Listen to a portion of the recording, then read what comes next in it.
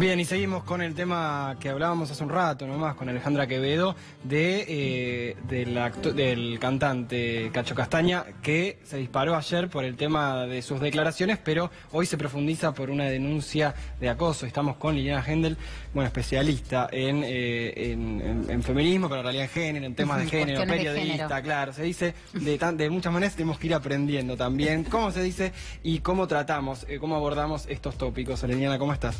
Bien, muchas gracias. Muchas gracias por convocarme y muchas gracias por tomar este tema con tanta seriedad. Bueno, es que efectivamente... No es lo habitual, debemos decirlo.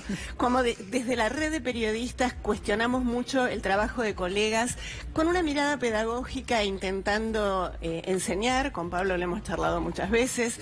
Como se dice, de construir, ¿no? Como se dice exactamente, de construir. Así que cuando hay buenas prácticas como esta, realmente me parece que también hay que señalarlo. Bien, este es un tema, digo, lo hablábamos recién sobre cómo se toma mediáticamente o cómo lo trata la sociedad, que si bien empezó en Argentina, digamos, buena parte de la discusión, vemos como al ámbito mediático ahora está mucho más de moda a nivel internacional, y acá, digo, de moda porque por lo que los Globos de Oro el otro día, claro, y el tema de Hollywood. Porque acá en realidad hubo un movimiento, el de una menos, mucho más social, y el impacto todavía mediático no ha llegado, para mi gusto. ¿Por qué pasa esto?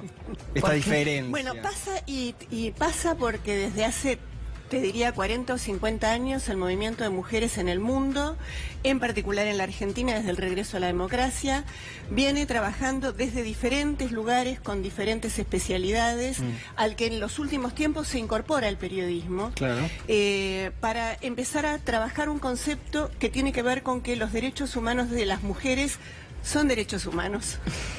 Es decir, las mujeres tenemos derechos, y esos derechos son derechos humanos. Esto que parece dicho así, una tontería, y me van a decir, pero Liliana, ¿qué estás diciendo? En realidad fue reconocido por Naciones Unidas hace muy poco tiempo, y todo aquello que tenía que ver con lo que hoy llamamos las violencias patriarcales, las violencias machistas, eran consideradas cuestiones del orden privado. Sí. Algo que sucedía entre vos y yo en el ámbito de nuestra casa, y entonces nadie tenía que meterse, ni la justicia, ni los familiares, ni ninguna otra situación. El enorme trabajo del movimiento de mujeres, con la inclusión de algunos varones y luego con la inclusión de la disidencia sexual, y en el último tiempo, sin ninguna duda, el hito, ni una menos, genera una mayor conciencia social. Y esto hace, como vos muy bien decías recién, que estas cuestiones, como la de Cacho Castaña, generen una enorme explosión, donde algunas colegas, por ejemplo Vicky, se animan a contar lo que antes no contaron, y donde el periodismo empieza a considerar que esto es noticiable, porque hace unos años de esto no se hablaba en el periodismo, porque se consideraba que no era una cosa muy importante. ¿Cómo vamos a hablar de eso, que es algo que en definitiva tiene que ver con el mundo doméstico, con el mundo de las chicas? Bueno, con que a las chicas un poco nos gusta esta cosa de que un varón sea muy macho, como el Cacho Castaña, ¿no? Sí. Y hay una gran parte de la sociedad que lamentablemente todavía cree que Cacho Castaña, que Ari Paluch, que una serie de personajes que pueden libremente decir estas cosas son casi héroes. De hecho, cuando Barreda camina por la calle, algunos vecinos y vecinas, también mujeres, lo aplauden y le dicen maestro. Así a es. Un múltiple femicida, ¿no?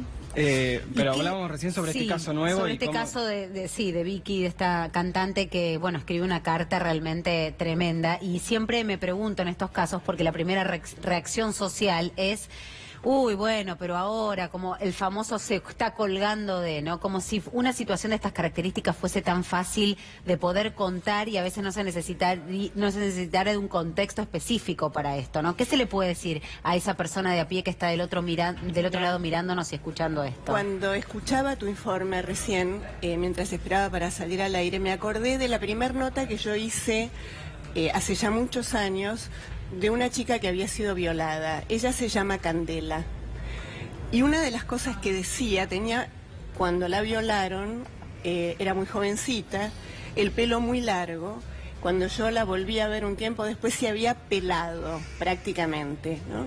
Entonces yo le pregunté por qué había tomado esa decisión, y ella me dijo: mientras me violaba, me agarraba el pelo y me decía: qué bien que huele tu cabello. Muchos años después me volví a encontrar con Candela para ver cómo estaba y ella me dijo, el tema de mi cabello todavía no lo pude resolver. Pudo rehacer su vida, pudo crecer, tuvo mucho apoyo en aquel momento. ¿Por qué cuento esto? Porque el tiempo no es el tiempo que consideramos en la vida de cada una de nosotras, cuando el impacto de la violencia es de tal magnitud como lo es una violación. Muchachos, con esto no hay humor posible. Con esto no hay posibilidad de que nos digan qué amargada la feminista, che, no se ríen, les hacemos un chiste. O como dijo Cacho después, bueno, discúlpenme, me equivoqué, qué sé yo. O como decía el conductor, yo sé que sos un buen muchacho. Sí, no si yo te conozco, te van a sacar fuera de contexto. Bueno, con esto no se jode. Hay temas con los que no se puede hacer humor. Y esto que cuenta Vicky y lo que estoy comentando de Candela tiene que ver con el enorme impacto subjetivo que tiene para una mujer, mucho más para una niña, que la castiguen de tal modo, de un modo en el que ella no ha tenido absolutamente nada que ver, y en el caso de Vicky, con el agravante de vivir en un tiempo y en una sociedad donde de esto no se hablaba. Por eso muchas pensamos, y no sé qué pensás vos, que de esto sabés seguramente más que yo. Ha habido un gran cambio que tiene que ver con un aprendizaje. En el caso de Cacho, por lo que escuchas, habla como se hablaba hace 40 años y no va más eso. Bueno, porque en realidad lo tiene incorporado y ha habido una porque hace 40 años violar estaba permitido. Sí, ha habido una... El problema no es solo lo que dice, el problema es que estaba permitido y la justicia no lo sancionaba. Entonces el tema es que lo que dice refleja una realidad de aquel momento y para Cacho todavía no cambió su concepto de lo que es una mujer. Pero tiene que cambiar. Yo siempre cuento en el caso de mi experiencia personal como periodista de policiales de 25 años, yo soy de la generación que arrancamos escribiendo homicidio pasional. Yo escribía homicidio pasional. Yo fui a una comisaría y el oficial que me iba a pasar la información de un hecho, un asalto con violación, decía, ahora te paso el dato, ahí está la violada, una pibita de 20 años. Yo lo vi. Era otra, pero no estoy hablando hace 20 años, 15 años, eso pasaba, eso es un horror hoy, pero ha cambiado y hemos cambiado todos. Y tiene que quedar muy claro que por suerte hemos cambiado, o gran parte de la sociedad estamos cambiando con eso, ¿no? Sí, insisto en el enorme trabajo del movimiento de mujeres, en el compromiso de derechos humanos que ha tenido nuestro país en los últimos años y en lo que esto significa en ese cambio que no ha sido un proceso ni mágico, ni casual, ni como efecto de lo que sucede en el mundo. El movimiento de mujeres en el mundo empieza a exigir que sus derechos se cumplan. Sus derechos empiezan por aquello que es lo más obvio, que tiene que ver con la violencia física, pero que también, y lo veíamos con todas las mujeres vestidas de negro en la gran farándula del Golden Globe, que lo que tiene que ver con la diferencia salarial, con lo que tiene que ver con la maternidad y el acceso a puestos jerárquicos. de poder. Sí, yo me quería meter brevemente en ese tema, porque a mí me parece que en la cuestión, también los debates de género que permanentemente estamos teniendo, tenemos por un lado la beta que recorre la violencia, la discusión también sobre el aborto, y por otro lado toda la cuestión económica, en la cual también nos estamos empezando a familiarizar muchas, en donde la verdad que las políticas públicas también son inexistentes en materia de equiparación salarial, en materia de que las mujeres son las que más sufren la desocupación y la informalidad, y además en algo que es sumamente intangible, que es que son las que más se ocupan de las tareas del cuidado, las que hacen tareas del hogar, pero además cuidado de adultos mayores y cuidado de niños, que no se suele contemplar, pero digo, ¿qué políticas públicas, se pueden empezar a implementar? Porque es tan difícil meterse adentro de los hogares y decirle precisamente a los hombres, háganse cargo de esto, si no es la mujer la que se planta y a veces lo logra. Sí, y paga precios altos, ¿no? Paga precios altos. A mí me parece que efectivamente las políticas públicas han sido deficientes históricamente, pero en este momento son más deficientes todavía, porque la precarización impacta fuertemente sobre las mujeres. Entonces me parece que ahí, y porque la sociedad, como sociedad, no tiene conciencia de lo que significan los lugares de cuidado, porque está naturalizado que una mujer debe cuidar. Bueno, hace muy poquito alguien decía la realización de una mujer de la maternidad. Claro. ¿No?